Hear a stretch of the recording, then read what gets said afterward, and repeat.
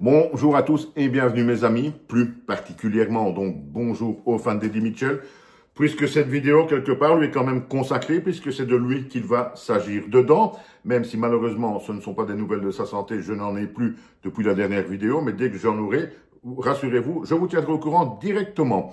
Donc Eddie Mitchell, voilà le sujet de cette vidéo. Si vous n'êtes pas au courant, depuis quelque temps en tout cas, apparaîtrait qu'il y ait de plus en plus de tensions à nouveau entre Laetitia Hallyday et le clan Hallyday, le clan du sang comme l'on dit, c'est-à-dire Laura Smet et David Hallyday, les enfants du boss, puisqu'on a pu remarquer son absence vraiment remarquée. Il y a quelques jours, lors de l'inauguration à Cournon d'Auvergne, si je ne me trompe pas, de l'esplanade Johnny Hallyday. On apprend également depuis quelques jours que Laura Smet, donc, va réaliser un film ou un documentaire, en tout cas, sur une histoire qui est, vous pouvez aller voir la vidéo dans laquelle je l'explique, l'histoire de Laetitia et Johnny, dans laquelle elle va expliquer que cette femme, donc dans son film, alias Laetitia, a complètement détruit la famille dans laquelle elle était rentrée. Passons. Et puis Pascal Obispo également, qui a fait quelques déclarations fracassantes. J'ai mis une vidéo également en ligne sur le sujet il y a un jour ou deux, vous pouvez aller la voir.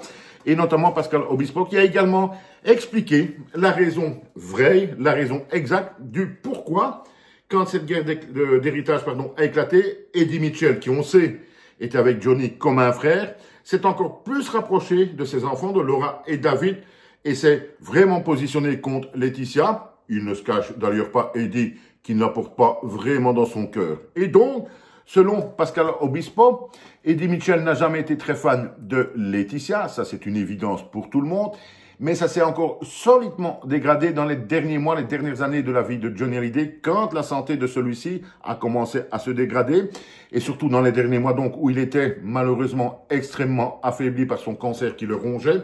Et pour Pascal Obispo, c'est quand, à un moment donné, dit-il, Laetitia aurait, on doit dire aurait parce qu'on n'était pas là, aurait profité de l'état de faiblesse de Johnny Hallyday pour lui forcer la main et le faire signer ce fameux testament qui était à la base de tout, un testament dans lequel il lèse réellement Laura et David pour son héritage. Et c'est ce fait qui aurait donc décidé Eddie Mitchell de se ranger encore plus aux côtés de Laura et David et de se positionner, mais alors là, c'est officiellement et publiquement, contre Laetitia qui ne supporte absolument plus, nous dit donc Pascal Obispo.